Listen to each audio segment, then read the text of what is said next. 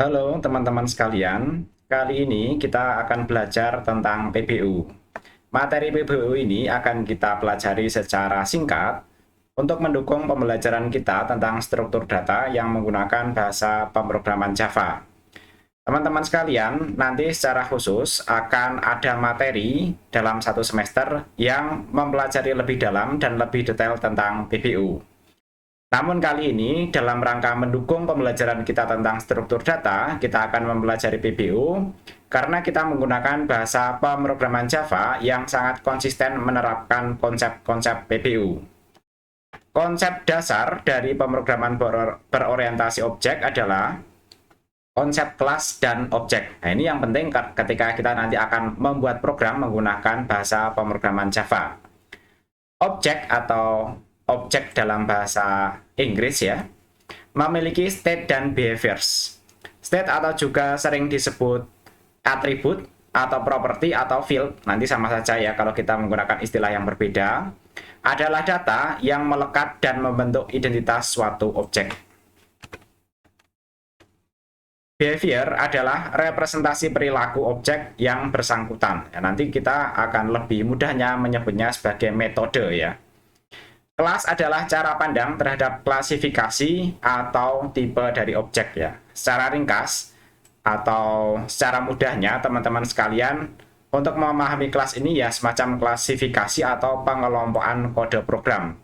Namun demikian, karena Java nanti sangat konsisten menerapkan konsep PBU, semua program akan selalu terbungkus atau terkelompok dalam suatu kelas. Tapi nanti memungkinkan kita memanggil kelompok program lain yang ada pada kelas lain. Di sini dijelaskan kelas merepresentasikan struktur objek atau di sini yaitu di dalamnya ada state dan behavior. Ya, kira-kira nanti kalau teman-teman sudah belajar tentang logika dan algoritma, state itu ya maksudnya seperti variabel, konstanta dan lain-lainnya itu ya. Kemudian behavior yang dimaksud adalah semacam function, prosedur ya. Dalam hal ini nanti kita menyebutnya sebagai metode atau metode saja ya, yang menjadi anggota dari kelas tertentu. Kelas dapat juga disebut sebagai blueprint dari sebuah objek ya. Berikutnya kita memahami tentang pengertian prosedur, fungsi, dan metode ya. Prosedur, fungsi, dan metode pada dasarnya adalah sama, namun beberapa perbedaannya adalah sebagai berikut. Yang pertama adalah prosedur. Ini adalah sebutan untuk fungsi yang tidak mengembalikan nilai. Jadi nanti teman-teman yang sudah belajar tentang logika dan algoritma tentu pernah belajar tentang fungsi dan prosedur ya. Di sana ketika kita membuat sebuah fungsi itu biasanya ada nilai kembaliannya. Sedangkan untuk prosedur nanti tidak ada kembaliannya, tapi langsung mengeksekusi ya. Namun demikian nanti di sini di pemrograman Java semuanya nanti akan disebut sebagai metode. Nanti hanya dibedakan ada metode yang ada nilai kembaliannya dan juga ada yang tidak ya. Ini sedangkan fungsi adalah sebutan untuk blok kode program yang mengembalikan nilai. Sedangkan metode tadi sudah kita singgung adalah fungsi atau prosedur yang berada di dalam kelas ya. Sebutan ini biasanya digunakan pada PBU dan karena bahasa pemrograman Java adalah bahasa pemrograman paling konsisten yang menerapkan prinsip PBU, maka semua fungsi maupun prosedur dalam bahasa pemrograman Java disebut dengan metode. Hanya saja nanti akan ada metode yang memiliki nilai kembalian seperti fungsi, ada juga yang tidak memiliki nilai kembalian seperti prosedur. Bedanya nanti di situ. Nanti kita akan lebih ringkas penyebutan nama fungsi atau prosedur dengan menyebut sebagai metode yang bisa jadi itu ada nilai kembaliannya juga ada juga yang tidak ya. Terdapat dua macam metode dan satu metode pengendali. Nah, nanti metode ada beberapa macam ya. Nanti ada metode kelas, dapat dieksekusi meskipun tidak terdapat objek pada kelas tersebut ya. Kemudian metode objek, metode hanya dapat dieksekusi sehubungan dengan objek tertentu ya. Nanti kira-kira yang memanggil metode dari kelas lain ya. Kemudian metode main ya, digunakan saat aplikasi Java dimulai berupa keyword statik ya. Jadi dalam satu kelas biasanya ada lebih dari satu metode. Tapi ketika kelas itu dipanggil ya, itu kita harus menentukan ya metode mana yang pertama kali dijalankan, sehingga nanti ketika metode utamanya atau metode mana yang sudah kita pilih untuk dijalankan ketika kelas dipanggil itu berjalan, dia bisa jadi akan menjalankan dan memanggil metode-metode lainnya berdasarkan itu ya masukan ataupun itu ya yang sudah kita panggil pada kelas statik tersebut ya. Teman-teman sekalian bisa melihat contoh berikut, akan kita demonstrasikan juga ya. Nah, ini sebelum kita demonstrasikan, kita coba pelajari struktur kodenya ya. Pertama, untuk membuat sebuah kode program Java, kita akan selalu membuat kelas ya. Namanya, caranya adalah dengan mendeklarasikan public class ya. Kemudian kita menyebutkan nama kelasnya. Di dalamnya kemudian kita berikan tanda kurung kurawal ya. Dan di dalamnya kita berikan yang pertama ini ya, boleh ya, atau yang utama ini ya, yang utama dalam kelas ya, anggap saja nanti semua kelas akan memiliki kelas utama, yaitu static ini ya, public static void main ya, yang utama ya, string kemudian tanda kurung siku seperti ini, args ya, formasinya seperti ini. Teman-teman sekalian tidak usah memikirkan apakah mungkin ya menggunakan penulisan metode utama yang lain ya, tapi udahlah tangkap aja seperti ini. Anggap saja semua aturannya seperti ini, nanti akan dipelajari teman-teman sekalian ketika belajar PBU. Ini adalah fungsi pengendali yang dijalankan pertama kali ketika program dijalankan ya, fungsi ini ya. Jadi kita akan dalam satu kelas kita akan selalu memiliki fungsi seperti ini. Instansiasi kelas sendiri ya. Ini mencoba menginstansiasi kelas sendiri, yaitu fungsi prosedur ini ya. Yang dimaksud dengan instansiasi ini adalah memanggil objek ya yang ada di kelas sendiri atau kelas lain. Nah, ini instansiasi kelas sendiri ya. Misalnya fungsi prosedur ya. Kemudian hitung luas ya. Jadi cara instansiasi itu kita menyebutkan nama kelasnya diikuti dengan nama objek yang dibentuk dari kelas tersebut ya. Di sini misalnya adalah hitung luas ya, new fungsi prosedur ya. Cara membuat objeknya kita menggunakan keyword new, kemudian kita sebutkan lagi nama kelasnya. Jadi kita ya agak double aja di sini ya. Kita menyebutkan nama kelasnya, kemudian new nama kelas, kemudian tanda kurung kosong ya. Kemudian berikutnya memanggil fungsi atau metode dengan kembalian dan menyimpan hasil kembaliannya ke dalam variabel ht ya. Metode ini hanya bisa dipanggil dalam bentuk objek ya. Misalnya float ht, hitung luas tadi ya. Ini hitung luas ya, objek hitung luas ya. Kemudian kita panggil, nanti di bawah ada metode kelas G3 ya, bertipe float 1,8 dan float, parameternya adalah bertipe float 1,8 dan float 5,0 ya.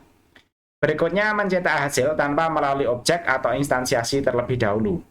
Metode ini tidak memiliki nilai kembalian tapi langsung mengeksekusi perintah cetak ya. Jadi untuk metode-metode ini ya, kode-kode program bagian ini ya, dia akan memanggil metode-metode yang lainnya, tapi yang bagian ini cetak ht ini ya akan memanggil sama ya metode lainnya. Tapi nanti akan mengeksekusi ya, langsung eksekusi. Jadi nanti contoh yang metode ini dia akan memiliki nilai kembalian ya, menjadi di sini adalah variabel bertipe float bernama ht ya. Kemudian di sini langsung dicetak ya, tidak memiliki nilai kembalian tapi langsung melakukan sesuatu di sini ya. Kemudian kita pelajari ya metode-metodenya ya. Di sini yang pertama ada static float luas G3 ya. Jadi ini static ini sebenarnya tidak perlu diinstansiasi ya, bisa langsung dipanggil di sini ya. Tapi karena kita belajar tentang instansiasi ya, kita di sini membuat metode ini ya, memanggil metode ini menjadi sebuah objek hitung luas ini ya, dengan menggunakan instansiasi ya tadi ya, fungsi prosedur hitung luas ya. Untuk yang luas G3 ya. Hitung luas G3 ya. Nah ini ya, betul tadi ya. Kita memanggil kelas, kemudian kita memanggil metodenya ya, luas G3 ya. Hitung luasnya adalah instansiasi dari fungsi prosedur. Kemudian kita memanggil metode luas segitiga beserta parameter yang dibutuhkan ya. Jadi nanti di sini itu parameternya ya. Kemudian ketika kita mengisi di sini kadang disebut sebagai argumen. Lanjut. Ini merupakan contoh fungsi atau metode Java yang memiliki nilai kembalian ya. Metode ini juga merupakan metode objek di mana eksekusinya harus dilakukan dalam bentuk objek. Nah, kemudian kita membuat variabel luas ya. Luas ini nanti akan menghitung inputan alas dan tinggi yang dimasukkan melalui parameter ini kemudian dibagi dua ya. Nilai kembalian di bawah bisa digunakan untuk operasi lain ya. Tipe data kembalian harus sama dengan tipe fungsi ya. Jadi nanti karena fungsinya ini bertipe float, maka kembaliannya nanti akan bernilai float juga. Kemudian ini ya, static void cetak ya, float A ya. Nah, ini nanti tidak ada nilai kembaliannya ya. Untuk void ini kalau di bahasa pemrograman Pascal ya teman-teman yang sudah mungkin belajar pemrograman Pascal pada saat belajar logika dan algoritma, itu nanti sama dengan fungsi begitu ya. Sedangkan statik ini adalah jangkauan dari fungsinya itu ya. Ini adalah contoh prosedur atau metode Java tanpa nilai kembalian. Ini juga merupakan contoh metode kelas di mana metode ini dapat dieksekusi tanpa instansiasi atau tanpa pembuatan objek ya. Jadi nanti kalau kita lihat ya, di cetak ini ya, kita tidak perlu memanggilnya dengan instansiasi hitung luas ini kemudian menyebutkan nama metodenya ya. Oke, berikutnya kita demonstrasikan kode program ini.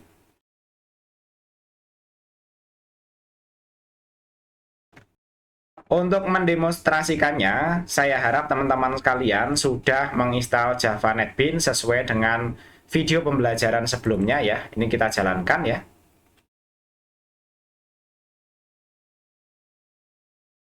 Setelah program berhasil berjalan ya, kita membuat proyek baru ya.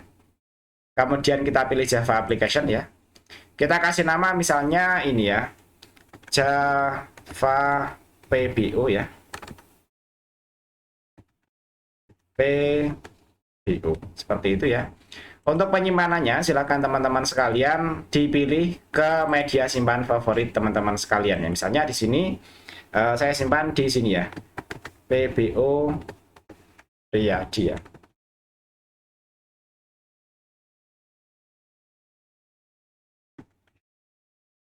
Oke, seperti itu. Saya simpan di new folder ya. Kemudian create main class boleh, ini kita centang ya, biar nanti kita tidak bingung. Ketika proyek pertama kali kita buat, kita akan langsung memiliki satu main class di sini ya. Kalau kita perhatikan di sini ya, kita langsung dibuatkan nama kelas bernama Java PBO dan dibuatkan static void main ya, atau kelas metode utama di sini ya. Jadi kalau kita masukkan satu persatu ya dari kode program ini ya, pertama kita masukkan bagian ini ya, void main string ini ya. Oke, sampai cetak HT ini ya, kita masukkan kode programnya ya. Untuk tanda seperti ini komentar tidak akan dieksekusi. Ini nanti masih ada pesan error ya, karena fungsi-fungsi ini belum kita buat ya. Kemudian berikutnya kita buat fungsi-fungsinya ya. Ini seperti ini.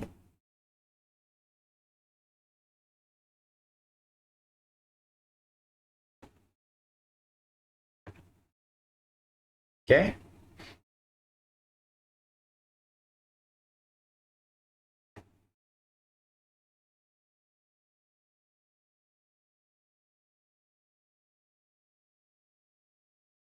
Teman-teman sekalian, jika melihat error seperti ini jangan panik ya. Ini karena ya, tadi sudah saya jelaskan, ketika kita akan menginstansiasi sebuah kelas ya, kita harus menyebutkan nama kelasnya itu. Jadi ini kita sesuaikan saja. Nama kelas kita kebetulan sekarang adalah Java PBO ya, sehingga nanti kita bisa menggantinya nama kelas ini dengan Java PBO ya di sini ya. Tadi saya menggunakan Ctrl H ya. Ini saya replace all atau replace saja karena ini kalau kita lihat temuannya cuma 2 ya, bisa langsung saya replace all ya seperti ini, sehingga nanti pesan errornya akan hilang ya. sampai di sini kita sudah bisalah kita coba jalankan programnya, kemudian kita lihat hasilnya ya. Untuk menjalankan program, karena ini kelasnya cuma satu, kita bisa langsung klik bagian ini ya, Run Project ya. Kemudian kita bisa lihat hasilnya di sisi bawah ya. Jadi kalau kita perhatikan ya, untuk masukkan input ini ya, parameter 1,8 dan 5,0 menghasilkan luas segitiga 4,5. Jadi nanti kalau teman-teman ingin menguji dengan angka yang lebih mudah ya, misalnya kita masukkan 2.0 seperti ini, kita lihat hasilnya. Kalau kita tebak ya, hasilnya nanti sekitar 2,5 ya. Jadi nanti 5 dikalikan 2 kan sekitar 10, dibagi 2, 5 nanti hasilnya ya. Kita coba lihat hasilnya di sini. Nah, hasilnya 5, betul ya. Sesuai dengan hitungan manual kita ya. Itu untuk mengklarifikasi saja bahwa program berjalan dengan benar ya. Nah, teman-teman sekalian, ini sebagai koreksi ya. Sebenarnya untuk kelas ya, dengan nama tidak menggunakan statik ya, langsung float seperti ini bisa ya. Karena kelas yang statik itu sebenarnya membedakan ya antara kelas yang bisa langsung dipanggil tanpa instansiasi ya, seperti cetak ini ya, cetak ini, dengan kelas yang harus dipanggil dengan instansiasi. Jadi kalau float segitiga seperti ini, nanti dia akan dipanggil selalu dengan instansiasi ya, seperti ini. Jadi nanti kalau misalnya ini kita buat komentar ya, kemudian kita langsung panggil luas segitiga seperti kita memanggil cetak ya, seperti ini, nanti dia akan error ya. Oke, kalau kita perhatikan, nah ini sudah ada pesan errornya, dan ketika dijalankan pun dia akan ada pesan error seperti ini. Berbeda dengan metode cetak ini yang bisa dipanggil langsung di sini tanpa instansiasi ya. Jadi nanti bisa dipanggil langsung cetak aja di sini tanpa instansiasi. Sedangkan yang hitung luas ini, luas segitiga ini, dia harus dengan instansiasi. Jadi nanti kita kembalikan kode programnya seperti ini ya, yaitu disertai dengan dimulai dengan instansiasi, kemudian baru kita panggil metodenya ya. Baru nanti program bisa berjalan dengan baik ya.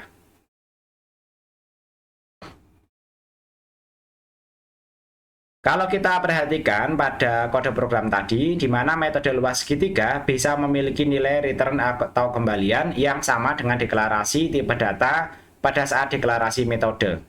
Dalam konteks struktur data, metode tersebut ya merupakan salah satu tipe data bentukan ya. Jadi nanti ada tipe data primitif yang teman-teman sudah pelajari sebelumnya, dan tipe data seperti ini disebut sebagai tipe data bentukan. Berikutnya kita masuk lebih dalam lagi tentang istilah-istilah dalam PBU. Istilah-istilah dalam PBU yang perlu dipahami adalah sebagai berikut. Yang pertama kelas ya, tadi sudah ya, tapi nanti kita pertegas lagi pemahaman tentang istilah-istilah ini ya.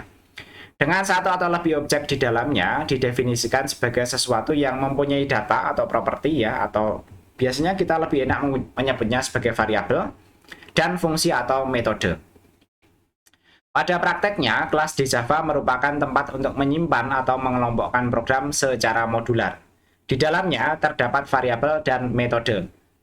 Kelas yang tidak memiliki nilai atau fungsi terapan disebut sebagai kelas abstrak ya. Jadi nanti ada kelas yang isinya hanya deklarasi variabel dan metode-metode tertentu saja, tepatnya nanti tidak ada kelas utamanya yang main static void main ya. Yang seperti ini yang tadi ya. Public static void main tidak ada seperti itu, dia hanya ada metode-metode seperti ini yang bisa dipanggil pada kelas lainnya ya. Kemudian variabel kelas ya. Variabel kelas digunakan bersama-sama oleh semua objek atau metode di dalam kelas ya. Tadi kita ulang ya.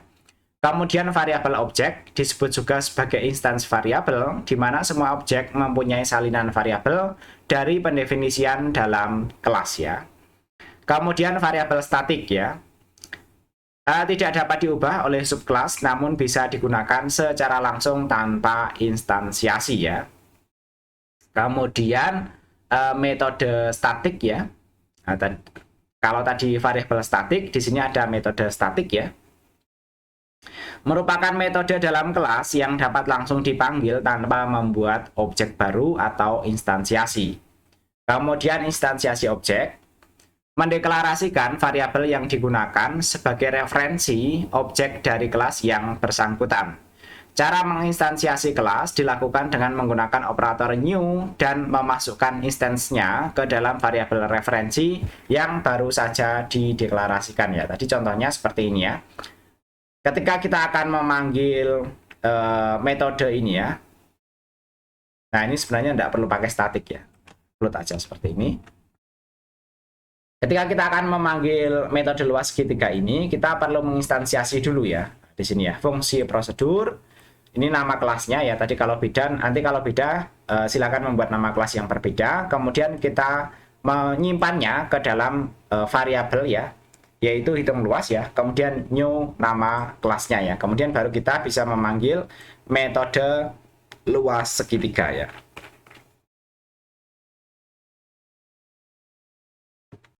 Berikutnya tentang objek ya. Ini adalah instance atau implementasi dari sebuah kelas ya. Objek berisi semua variabel di dalam kelas ya. Tadi objeknya bernama hitung luas tadi ya. Kemudian package ya. Jadi nanti kita juga akan menggunakan package ya. Ini adalah tempat pengelompokan kelas semacam folder atau directory dalam sistem manajemen file pada komputer ya. Jadi nanti pengelompokan kode kita sebut sebagai kelas, kemudian pengelompokan kelas kita sebut sebagai package ya. Tujuannya agar kelas-kelas yang sejenis bisa dikelompokkan. Pemanggilannya dilakukan dengan cara import ya. Kemudian encapsulation atau pengkapsulan adalah konsep tentang pengikatan data atau metode yang berbeda yang bersangkutan atau dikapsulkanlah menjadi satu unit data. Encapsulation dapat mempermudah dalam pembacaan kode karena informasi yang disajikan tidak perlu dibaca secara rinci dan sudah merupakan satu kesatuan. Berikutnya inheritance ya. Ini konsep ini mungkin secara teoritis saja, nanti teman-teman secara secara lebih detail akan mendapatkan materi khusus pada mata kuliah pemrograman berorientasi objek ya. Inheritance adalah konsep dalam bahasa pemrograman Java atau berbasis objek lainnya yang menerapkan bahwa kelas anak yang merupakan keturunan dari kelas induknya akan mewarisi properti dan metode yang ada pada kelas induknya tersebut. Kemudian polymorphism, ini adalah salah satu contoh konsep PBO yang memiliki kemampuan sebuah metode dapat mempunyai nama yang sama namun dengan perilaku yang berbeda ya. Kemampuan objek agar melakukan perilaku atau tindakan yang secara konsep sama namun dengan cara yang berbeda. Kemampuan metode sama namun dengan behavior atau perilaku berbeda-beda. Ini pengertiannya ya. Antara superclass dengan subclass ini disebut sebagai method overriding ya. Serta kemampuan metode sama namun dengan parameter yang berbeda ini disebut sebagai method overloading ya. Kedua tipe tersebut mengamalkan konsep dari polymorphism. Jadi nanti polymorphism ya, tepatnya nanti ada dua, yaitu overloading dan overriding ya. Kalau overloading ya, nanti satu metode bisa memiliki parameter yang berbeda ya. Sedangkan overriding ya, kemampuan yang sama namun dengan behavior atau perilaku yang berbeda antara superclass dan subclass ya. Nanti disebut sebagai overriding. Nah, kemudian untuk contoh instansiasi tadi sebenarnya sudah, ini tidak kita demonstrasikan lagi ya. Tapi ini contohnya dalam kelas yang berbeda ya.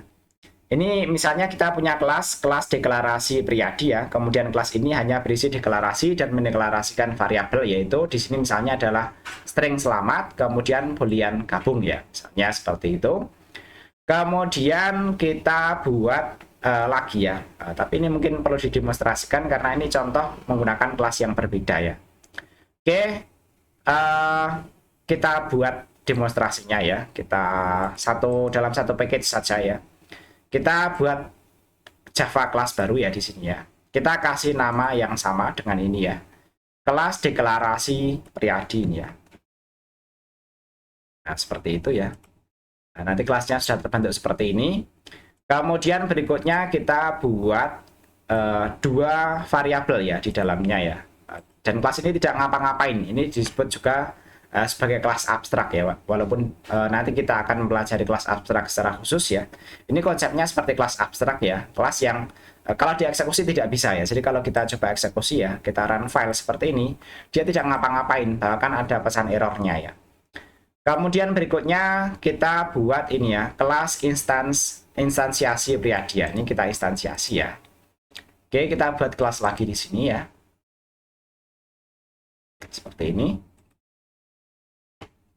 Kemudian ya, karena nanti kita akan menggunakan fasilitas scanner ya, kita impor dulu scanner ya di atas kelas seperti ini ya. Kemudian berikutnya ya, kita langsung saja ya biar cepat ya.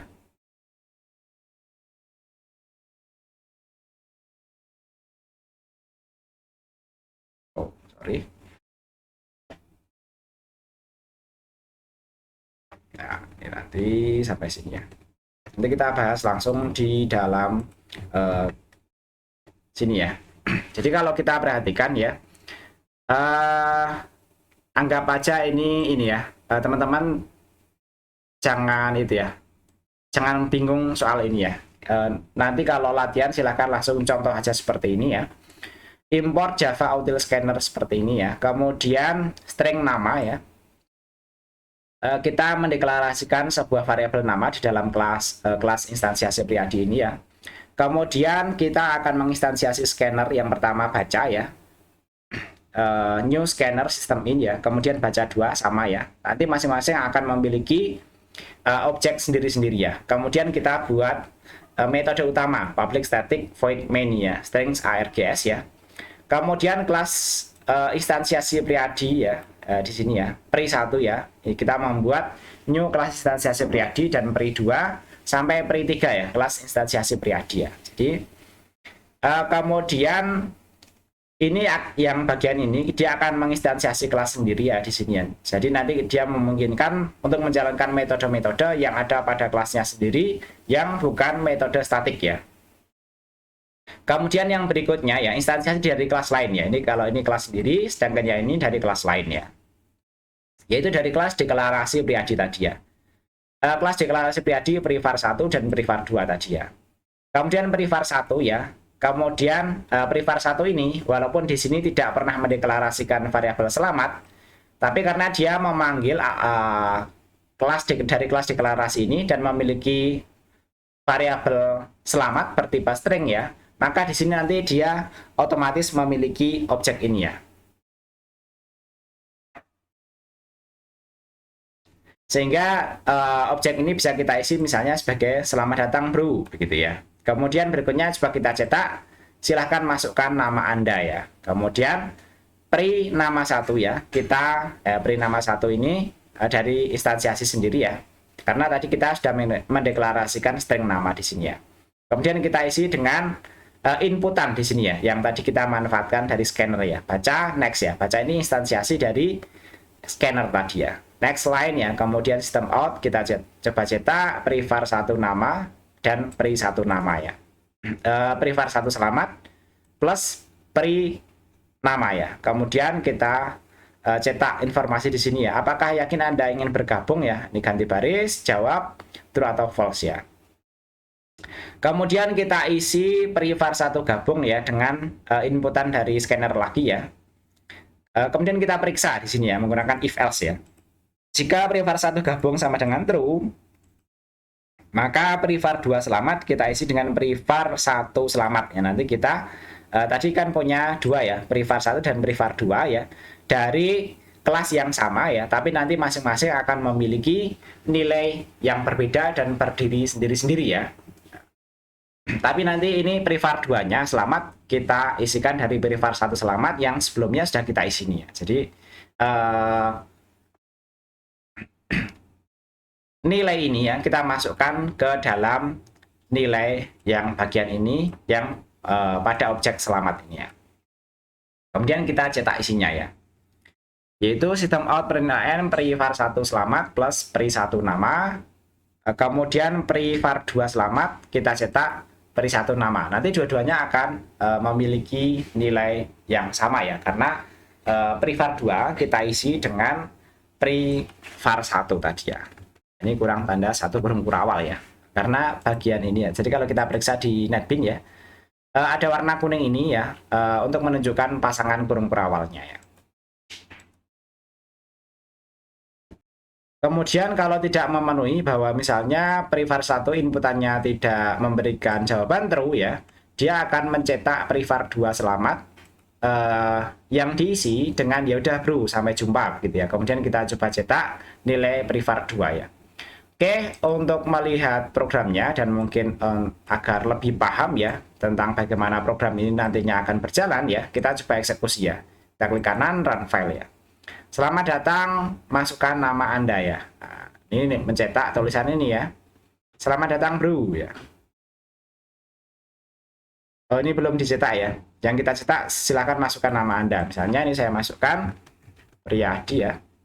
Kemudian selamat datang bro Priyadi ya. Ini tadi mencetak yang bagian ini ya. Selamat ini berisi selamat datang bro. Kemudian beri satu nama, itu berisi nama yang saya inputkan tadi di sini ya. Kemudian apakah yakin Anda ingin bergabung ya? Misalnya saya jawab dengan true ya. Nah ini kemudian nanti kalau true ya, dia akan mengeksekusi ini ya.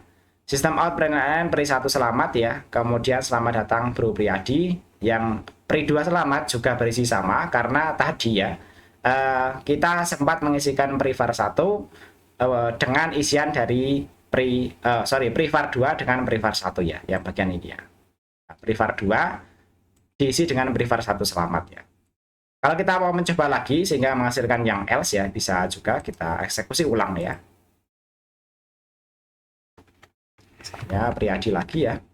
Kemudian kita jawab false ya. Seperti itu. Nah ini ya. Nanti hasilnya ya udah bro, sampai jumpa gitu ya. Oke, kurang lebih seperti itu. Kita lanjutkan ya. Contoh instansiasi dalam package yang berbeda ya. Jadi soal package ini ya mungkin kita buatkan contohnya saja langsung ya. Sehingga teman-teman nanti mudah memahaminya. Oke, kita buat package baru ya. Misalnya di sini package declare ya. Kemudian kode program kelas package instansiasinya nanti kita buatkan sendiri ya. Oke, langsung kita demonstrasikan saja ya biar memudahkan teman-teman dalam memahaminya. Untuk membuat package ya, kita klik di bagian source package ini ya. Kemudian kita buat Java package ini ya. Kemudian kita kasih nama yang sama aja dengan yang di sini ya, biar tidak bingung di awal pembelajaran ya. Kita kasih nama package declare ya. Jadi kalau kita lihat kode programnya ya sebenarnya ya, kalau kita mau membaca package-nya ya, bahwa ini ada di dalam Java PBO ya. Kita kalau kita lihat ya di awal ya, di sini selalu ada tulisannya package Java PBO ya. Semua kelas yang di dalam Java PBO ini akan selalu ada keterangan seperti ini ya. Nah, kalau kita lihat ya di sini seperti itu. Kalau kita buat package baru di sini ya, misalnya kita kasih nama yang sama aja deh ya dengan ini ya, declare nama seperti itu ya. Oke, kita finish ya. Kemudian di dalamnya kita buat kelas misalnya masukkan gitu ya. Oke, kita buat new kelas ya. Di sini misalnya kita kasih nama masukkan ya. Oke, kemudian di dalam masukan ya kita buat beberapa variabel contoh lah yang sederhana-sederhana saja ya. Seperti double, nanti ada alas, tinggi, dan panjang ya. Kemudian berikutnya ya, kita buat lagi bernama package instansiasi ya. Nah, misalnya di sini kita buat ya sebuah package baru ya. Kalau ini declare, berikutnya kita buat package bernama instansiasi. Nah, package instansiasi ya seperti itu ya. Finish ya. Kemudian berikutnya kita buat sebuah kelas ya.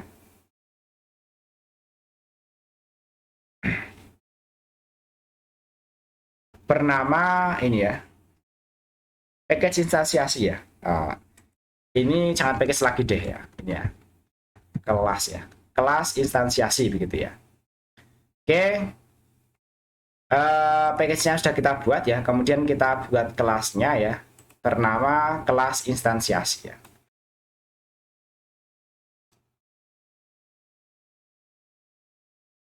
Oke, seperti itu.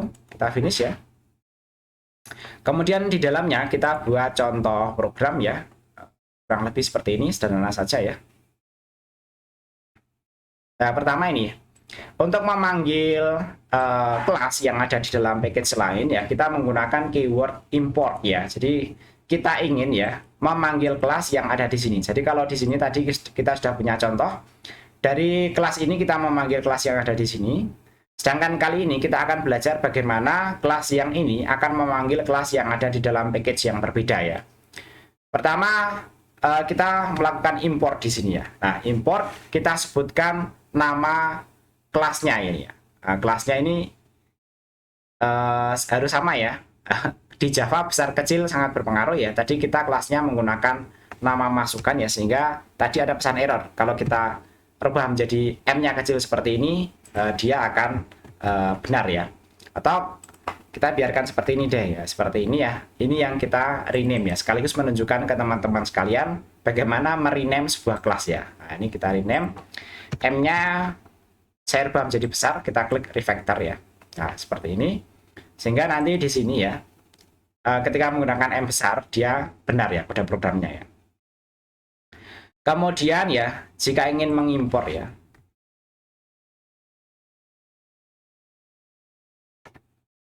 mengimport semua kelas pada package declare bisa menggunakan tanda bintang ya. Jadi kalau kita ini ya tidak mau menyebutkan nama kelasnya, kita bisa menggunakan tanda seperti ini juga. Nah, seperti ini bisa ya. Jadi nanti seandainya di sini ada banyak kelas ya, dengan menggunakan keyword declare kemudian diikuti dengan tanda bintang ya, semua kelas di sini nanti bisa dipakai dan dipanggil di sini ya. Kemudian kita buat kelas instansiasinya ya. Oke, ini tidak perlu ya. Nah, ini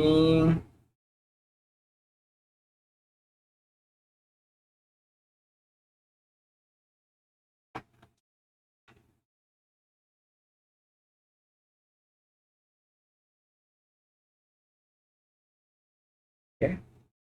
Nah, ini contohnya sederhana saja ya. Mudah-mudahan mempermudah teman-teman sekalian dalam mempelajarinya ya. Kemudian di dalam kelas instansiasi ini ya, kita membuat yang pertama instansiasi objek ya, masukkan segitiga, kita buat sebuah objek bernama segitiga ya, yang merupakan instansiasi dari kelas masukan yang ada di dalam package yang berbeda ini ya. Walaupun kita tadi tidak mendeklarasikan alas dan tinggi ya, kita tapi di sini karena sudah memanggil kelas dari masukan ini, kita akan memiliki objek alas dan tinggi ya. Kemudian bisa kita isi nilainya, misalnya adalah 4,5 dan 5,5 ya. Kemudian di sini kita membuat variabel sendiri yaitu luas segitiga ya, yaitu segitiga alas tadi objek ini ya, dikalikan objek segitiga tinggi ya, kemudian dibagi 2 ya. Kemudian coba kita cetak hasilnya ya. Sistem out ya. Jadi kalau menuliskan sistem out biar teman-teman cepat ya, kita bisa langsung menuliskan keyword shout seperti ini ya menggunakan Java ya. Kalau belum keluar kita kontrol spasi ya. Nah, seperti ini ya. Kemudian masukkan persegi ya, masukkan persegi, kita membuat objek persegi ya. Nanti di dalam kelas ini nanti kan ada panjang dan lebar seperti ini ya. Nah, sehingga nanti di sini kita bisa membuat objek panjang dan lebar ya. Kemudian double luas persegi, persegi panjang dan persegi panjang ya. Jadi nanti, oh ini keliru ya, persegi lebar ya. Nah, ini keliru. Lebar seperti itu ya. Nah, sehingga nanti bisa dikalikan dan bisa dilihat hasilnya. Walaupun di sini kita tidak mendeklarasikan panjang dan lebar serta alas dan tinggi, namun program ini bisa kita coba eksekusi dan kita lihat hasilnya ya. Nah, jadi ini terbukti ya, dengan menginstansiasi kelas ya masukan ini yang ada di dalam package lain ya, kita bisa memiliki objek alas dan tinggi ya, dan panjang dan lebar tanpa menginisialisasinya di sini ya, tanpa membuatnya di sini ya. Kurang lebih cara kerjanya seperti itu untuk contoh instansiasi dalam package yang berbeda ya.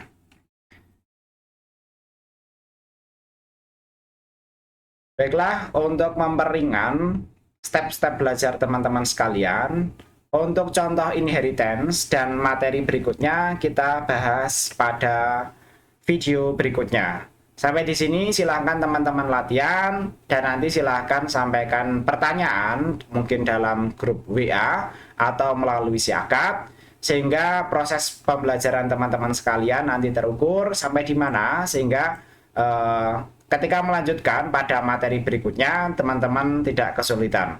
Demikian perkuliahan kali ini. Terima kasih. Semoga mudah dipelajari dan bermanfaat.